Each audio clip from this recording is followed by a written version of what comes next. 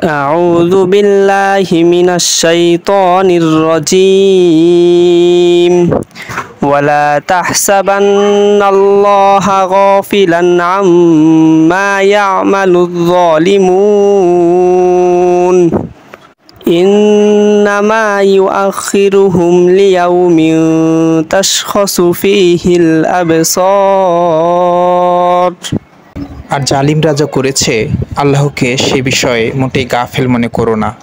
আল্লাহ তো তাদের অবকাশ দিচ্ছেন ওই দিন পর্যন্ত যেদিন চোখ পলকহীন তাকিয়ে থাকবে। And never think that Allah is unaware of what the wrongdoers do. He only delays them for a day when eyes will stare in horror. और जालिम किया कर रही है, तुम नहीं समझती कि अल्लाह इससे गाफिल है।